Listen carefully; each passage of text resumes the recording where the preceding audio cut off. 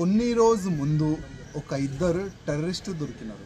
ఒక్క టెర్రరిస్ట్ ఆంధ్ర నుంచి, ఇంకో టెర్రరిస్టు తెలంగాణ నుంచి, సిరాజ్, సమీర్. ఈ లంజ కొడుకులు పేద ప్రజలని సంపనికి టిఫిన్ బాంబులు తయారు చేసినారంట. ఎక్కడెక్కడో ఆ టిఫిన్ బాంబు పెట్టి పేల్చనికి కుట్ర చేసినారంట. ఇట్లాంటి లంజ కొడుకులకి నేను ఒక మాట చెప్పాలనుకుంటున్నా, అరే ఫాల్తుగా ఇంకా ఎంతమంది అమాయకుల్ని మీరు చంపుతారా? గతంలో కూడా లుంబిని పార్క్ కానీ, గోకుల్ చాట్ బండార్ కానీ, అదేవిధంగా మన సాయిబాబా గుడి కాడ కానీ ఎవరిని చంపినారా మీరు? పేద ప్రజలు రావాలి. బస్ స్టాప్ కాడ నిలబడే ఎవరు నిలబడతారా? బస్ స్టాప్ కాడ ఎవరి దగ్గర బైక్ లేదు, 4 వీలర్ లేదు. పేద ప్రజలు రావాలి, చనిపోయినారా? లుంబిని పార్క్లో ఫ్యామిలీ సహా ఆ షో చూడడానికి వస్తే వాళ్ళ మధ్యలో కూడా బాంబు పెట్టి వాళ్ళకి చంపేసినారు కదా. ఎవరు రావాలి? పేద ప్రజలు రా. అదేవిధంగా గోకుల్ చాట్ బండార్లో ఏదైనా ఒక మంచి తినడానికి ఎవరు వస్తారా? పెద్దోళ్ళు ఉంటే 5 స్టార్ హోటల్లో, వేరే హోటల్లో పోతారా.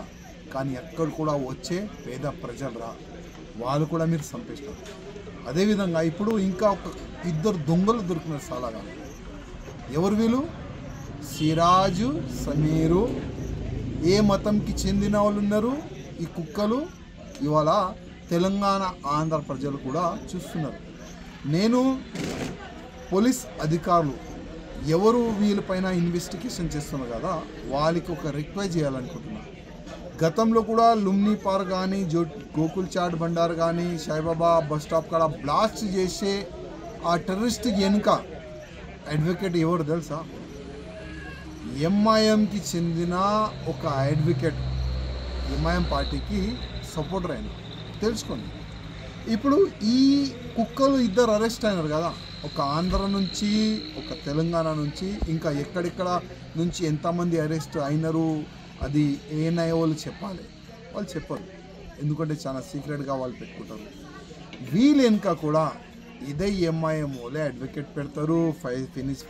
ఫిజికల్గా కానీ, ఫైనాన్షియల్గా కానీ ఇదే ఎంఐఎం వాళ్ళు వాళ్ళకి సపోర్ట్ చేస్తారు. సపోర్ట్ చేసిన తర్వాత వాళ్ళు జైలు బయటకు వస్తారు, మళ్ళీ బాంబులు తయారు చేస్తారు, ఇంకా ఎక్కడిక్కడ బ్లాస్ట్ చేస్తారు తెలియదు. ఇట్లాంటి సిరాజ్, సమీర్ లాగా ఇంకా ఎంతమంది ఆంధ్ర తెలంగాణలో ఉన్నారు అది కూడా మొత్తం ఎంక్వైరీ చేయాలని పోలీస్ అధికారులకు నేను రిక్వెస్ట్ చేస్తున్నాను. ప్రత్యేకంగా ఎన్ఐఏ పోలీసు వాళ్ళకి నేను రిక్వెస్ట్ చేస్తున్నాను, మొత్తం డీప్గా వెళ్ళండి. అదేవిధంగా ఎన్ఐఏ పోలీస్ అధికారులకి రిక్వెస్ట్ చేస్తున్నాను, ఎవరెవరిని వీళ్ళు టార్గెట్ చేసినారు, ఏ నేతల్ని వీళ్ళు టార్గెట్ చేసినారు, ఏ హిందూ నేతల్ని వీళ్ళు టార్గెట్ చేసినారు, కనీసం వాళ్ళకి ఫోన్ చేసి చెప్పండి, లేకపోతే పిలిచి చెప్పండి, అయ్యా నువ్వు టార్గెట్లో ఉన్నావని. మాకు మీరు చెప్పే అవసరం లేదు, ఎందుకంటే నాకు మంచి సెక్యూరిటీ ఉన్నది.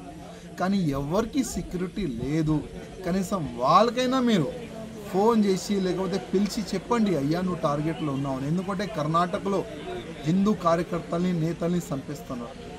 వేరే వేరే స్టేట్లో కూడా హిందుత్వ గురించి పనిచేసే వాళ్ళు కూడా చంపేస్తున్నారు.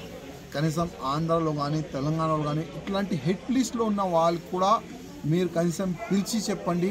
వాళ్ళకి మీరు సెక్యూరిటీ ఇస్తారా లేకపోతే ఏం చేస్తారా అది మీ మర్జీ. కానీ అరే ఐఎస్ఐ కుక్కల్లారా, యాద పెట్టుకోండి, మా జోలికి వస్తే, మా ఫ్యామిలీ జోలికి వస్తే మళ్ళా మీ ఫ్యామిలీ కూడా ఉండవురా లంజ కొడుకుల్లారా. ఆ మాట మీరు యాద పెట్టుకోండి.